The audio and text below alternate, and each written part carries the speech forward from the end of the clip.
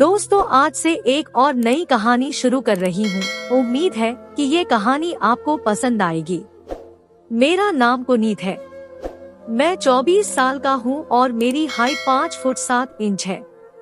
देखने में किसी हीरो की तरह हैंडसम तो नहीं हूँ, लेकिन फिर भी इतना जरूर है कि यदि कोई लड़की मुझे देखे तो एक बार अपने दिल में ये बात जरूर सोचेगी कि काश ये लड़का मेरा बॉयफ्रेंड होता। ये तो मेरा परिचय हो गया। अब मैं अपने परिवार के बाकी सदस्यों का परिचय भी आपसे करवा देता हूँ, जिनके इर्द गिर्द ये कहानी घूमनी है। सबसे पहले मैं आपका परिचय मेरे घर के मुखिया से कराता हूँ। मेरे घर के सबसे पहले सदस्य मेरे पापा अमरनाथ है। उनकी उम्र 48 साल है, लेकिन इस उम्र में भी वो अपने आप को बहुत मेंटेन करके रखते हैं। इसलिए 48 के होने के बाद भी वो बिल्कुल चुस्त दुरुस्त दिखते हैं। उनकी इस चुस्ती का राज भी मुझे बहुत बाद में पता चला, जो आपको भी आगे चलकर स्टोरी में पता चल जाएगा। पापा एक बिजनेसमैन है और उनका बिजनेस दूसरे शहरों में भी फैला हुआ है, जिस वजह से हमारे यहाँ पैसों की कोई कमी नहीं है और हमारा परिवार अमीर परिवारों की गिनती में आता है। मेरे परिवार की दूसरी सदस्य मेरी माँ सुनीता है। उनकी उम्र 36 साल है। देखने में वो बिल्कुल शिल्पा सेठी की तरह दिखती है और 2 बेटियों की माँ होने के बाद भी बड़ी ही स्मार्ट पर्सनैलिटी की मालकिन है। अब मेरी माँ की उम्र 36 साल और मेरी उम्र 24 साल देखकर आपके मन में ये सवाल जरूर आएगा कि ऐसा कैसे हो सकता है। तो मैं आपको बता दूं कि सुनीता मेरी सगी माँ नहीं है। मेरी सगी माँ का देहांत तो तभी हो गया था जब मैं बहुत छोटा था। सुनीता मेरी सौतेली माँ है और मैं उन्हें छोटी माँ कहकर बुलाता हूँ। छोटी माँ के बाद मेरे परिवार की तीसरी सदस्य मेरी सौतेली बहन अमिता है। अमिता अभी 12वीं में पढ़ रही है। वो बचपन से ही शांत स्वभाव की और समझदार लड़की है।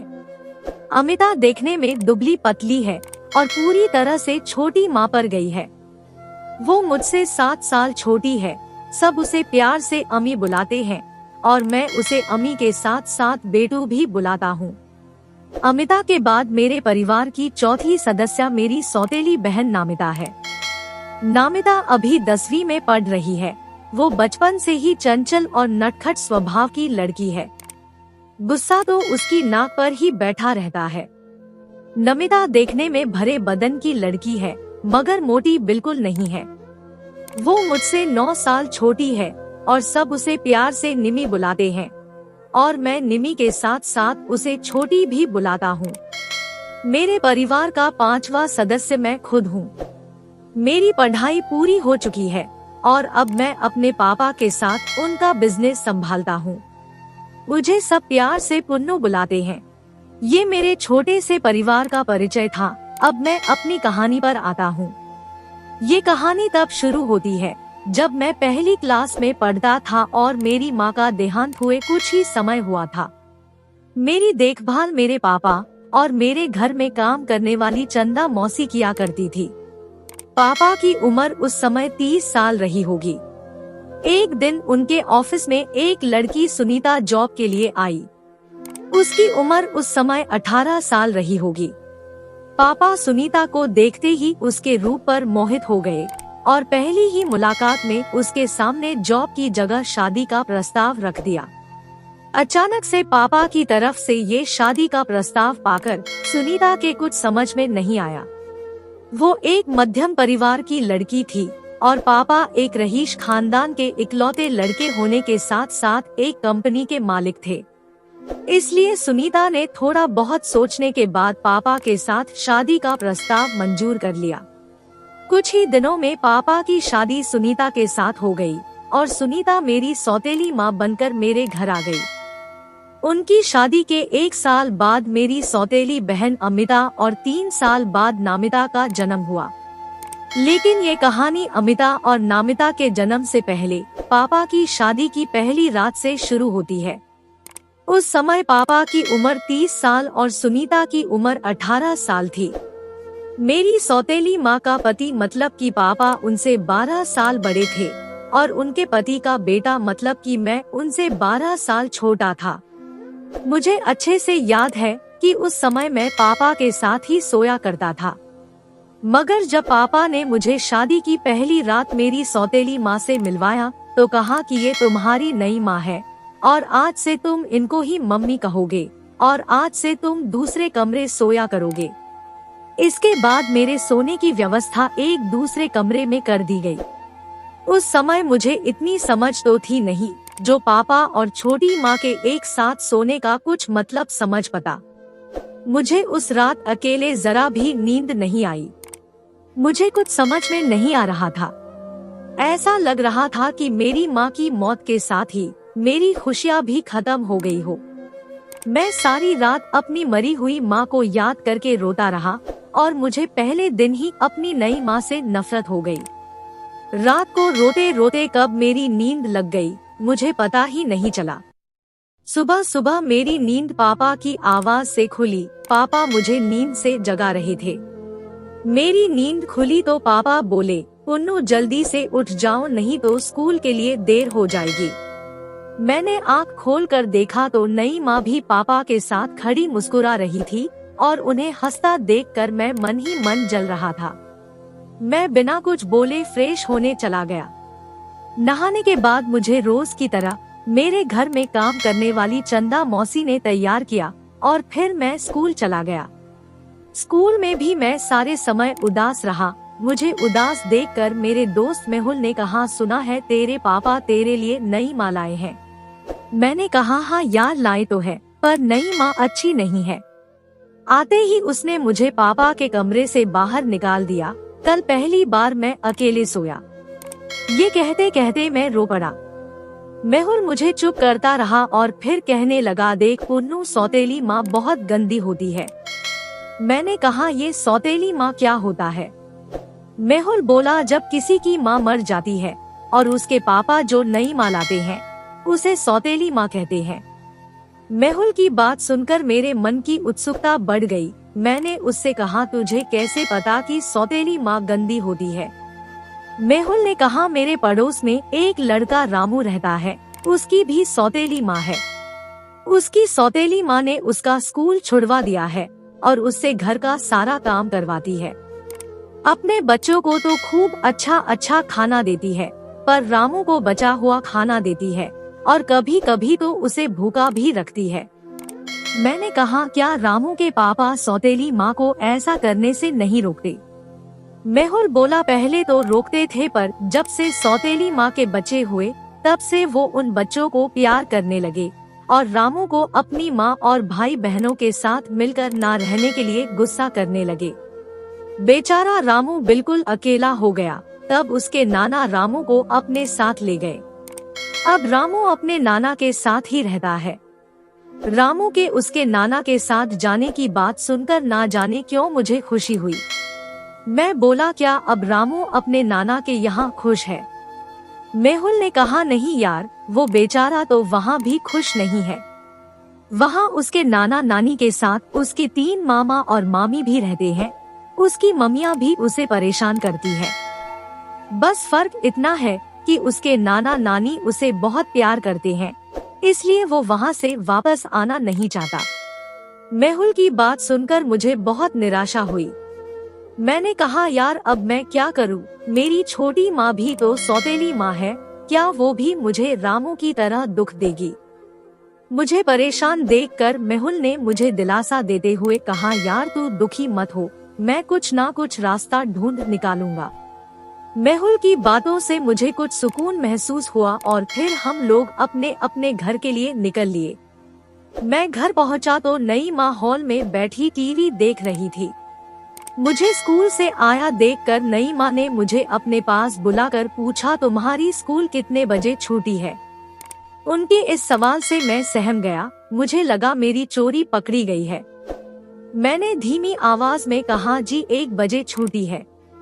उन्होंने मुझे गुस्से में घूरते हुए कहा, तब फिर तुम 2:30 बजे घर क्यों आ रहे हो? इतनी देर कहाँ थे और क्या कर रहे थे? मैंने उनको अपनी सफाई देते हुए कहा, स्कूल तो 1 बजे छूट गया था पर मैं अपने दोस्त मेहुल से बातें करने लगा था, इसलिए मुझे आने में देर हो गई। नई माँ बोली, ठीक है, आज मेरे सामने तुमने पहली बार ऐसा किया है, इसलिए मैं तुम पर कोई गुस्सा नहीं कर रही हूँ। मगर कल से ऐसा नहीं चलेगा, कल से समय पर घर आना। अब जाओ और जाकर कपड़े बदल कर खाना खा लो। मैंने कहा, जी नहीं माँ। इतना कहकर मैं सरपट अपने कमरे की तरफ भाग गया, जिसे कल रात ही मेरे लिए तैयार किया गया था।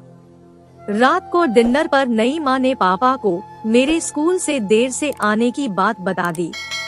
पापा ने मुझ पर बहुत गुस्सा किया, जिस वजह से मेरी नई माँ के लिए मेरे मन में नफरत और गहरी हो गई। उस रात भी मैं अपनी नई माँ को कोसते हुए सोया। अगले दिन मैंने मेहुल को सारी बात बताई, तब उसने कहा, देखा तेरी सौतेली माँ अब धीरे धीरे अपना रंग दिखाने लगी है। तू उससे डरना बंद कर और उसको सबक सिखा, नहीं तो एक दिन तुझे भी रामू की तरह दुख सहने पड़ेंगे। मेहुल की बात मुझे जम गई। मैंने उससे पूछा, मैं नई माँ को सबक सिखाने के लिए क्या करूँ? तब मेहुल ने मुझे समझाते हुए कहा, सबसे पहले तू उससे डरना बंद कर और उसको हर बात का जवाब देना शुरू कर। आखिर घर तो तेरा ही है, फिर वो तेरी सगी माँ तो है नहीं जो तुझ पर इस तरह से हुक्म चलाए। जैसे वो तेरी शिकायत तेरे पापा से करती है, तू भी उसकी शिकायत पापा से कर। आखिर छोटे बच्चों की सोच भी तो छोटी ही होती है। मुझे मेहुल की बात बहुत पसंद आई। मैंने उस पर अमल करना भी शुरू कर दिया, जिसका नतीजा ये निकला कि एक हफ्ते के अंदर मेरे और मेरी नई माँ के बीच तनाव और भी ज्यादा बढ़ गया। फिर एक दिन वो हो गया जो मेरे छोटे से दिमाग ने सोचा भी नहीं था। हुआ ये कि पापा ने नई माँ के जन्मदिन की पार्टी रखी थी।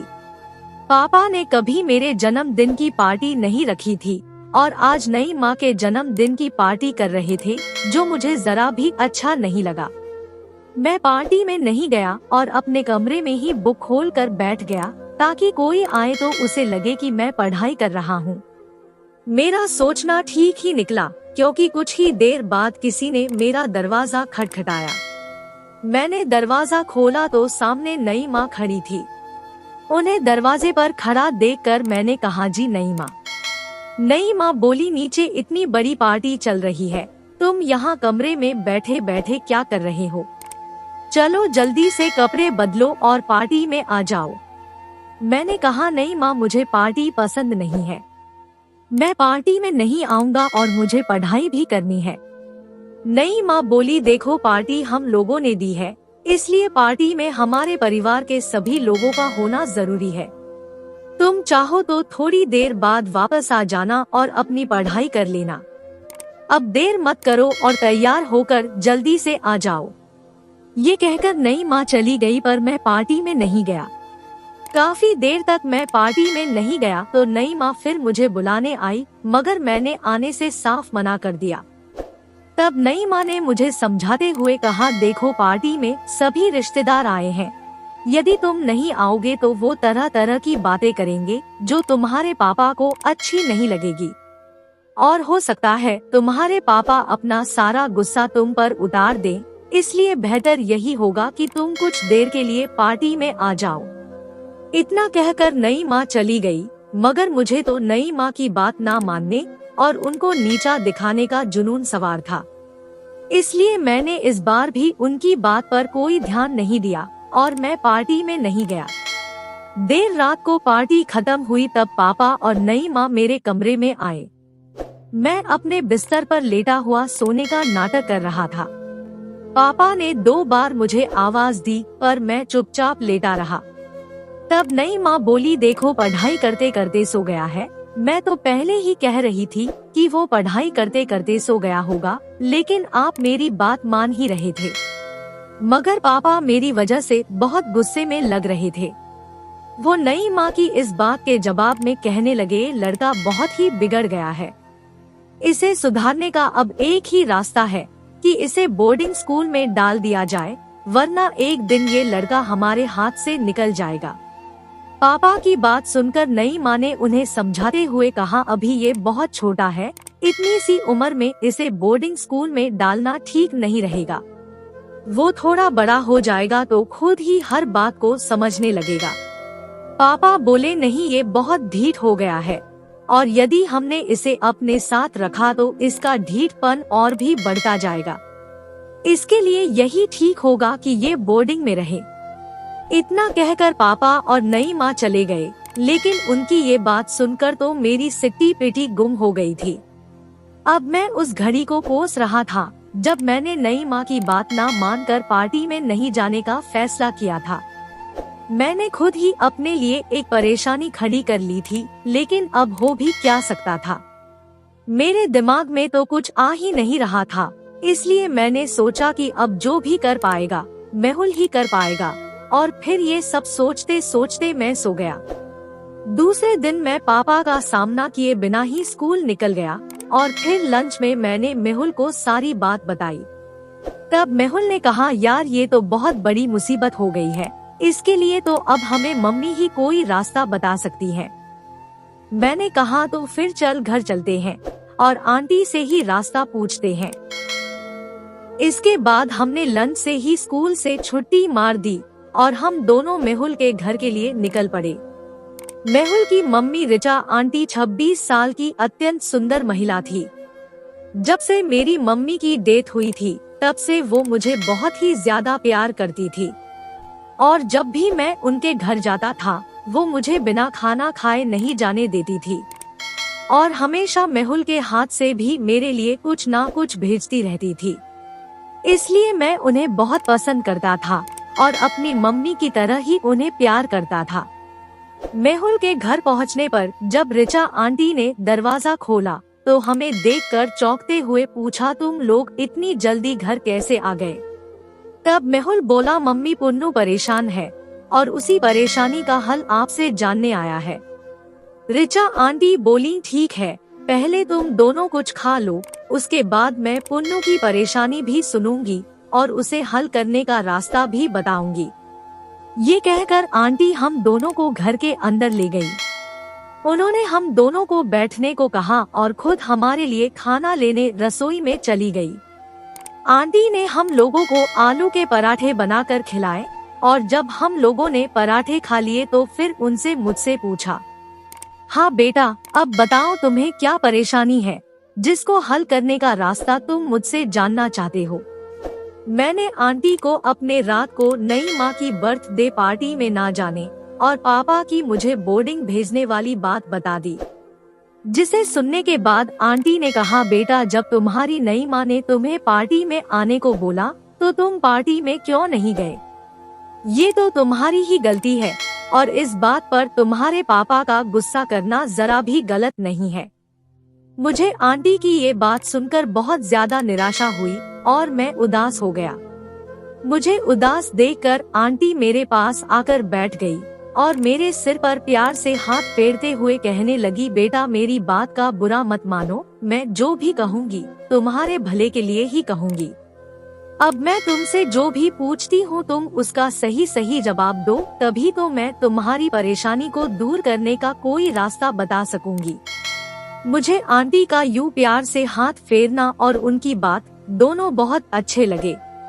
मैंने खुश होते हुए आंटी से कहा, आप पूछिए आंटी, मैं आपकी हर बात का सही सही जवाब दूंगा।